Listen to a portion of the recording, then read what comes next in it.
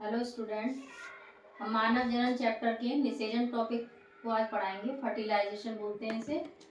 हमने इससे पहले अंडाणु की संरचना को पढ़ाया था, उससे पहले, और शुक्राणु की संरचना को। उन दोनों के संलयन से प्रक्रिया स्टार्ट होगी निषेचन की।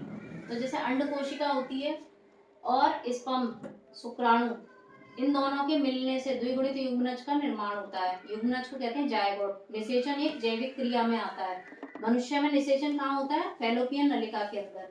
जो स्पर्म होते हैं वीर्य के अंदर होते हैं, बहुत बड़ी संख्या में होते हैं, लेकिन कुछ ही सक्रिय जो एक्टिव शुक्राणु होते हैं वही निषेचन स्थल तक पहुंच पाते हैं। इसमें कैपेशिएशन प्रक्रिया होती है जो अंडवाहिनी में निषेचन स्थल की ओर बढ़ते शुक्राणु में होने वाले कार्य के परिपक्वन को ही कैपेशिएशन कहलाते हैं।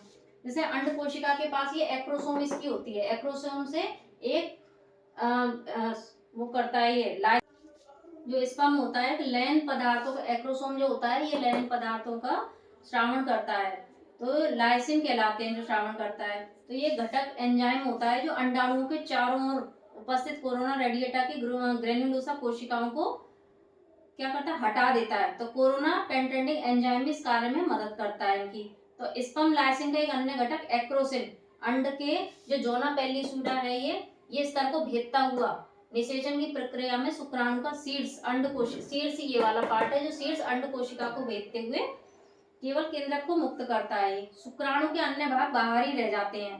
केवल सीड्स का जो पार्ट है यही भेद कर अंदर तक आता है, बाकी ये पुच्छ का ये मध्य भाग से लेकर पूंछ का भाग ये पीछे अलग रह जाता है। इसमें शुक्राणु के सीड्स के अंड कोशिका के संपर्क में आते ही यह अंडे की जोना पेल्लिसूडा में कुछ परिवर्तन करेगा। इस वाले पार्ट में, जोना पेल्लिसूडा के पार्ट में इसमें परिवर्तन करेगा। यह परिवर्तन जो होता है कॉर्टिकल प्रतिक्रिया कहलाती है। कॉर्टिकल प्रतिक्रिया के कारण अन्य शुक्राणुओं का अंड में जो अन्य शुक्राणु चल के आ रहे हैं इनका प्रवेश रुक जाएगा। केवल एक शुक्राणु इसको भेद के अंदर तक जा पाता है। इस प्रतिक्रिया के फलस्वरूप जोना पेल्लिसूडा फर्टिलाइजेशन मेम्ब्रेन में बदल जाती है। इसका निषेचन प्रक्रिया है।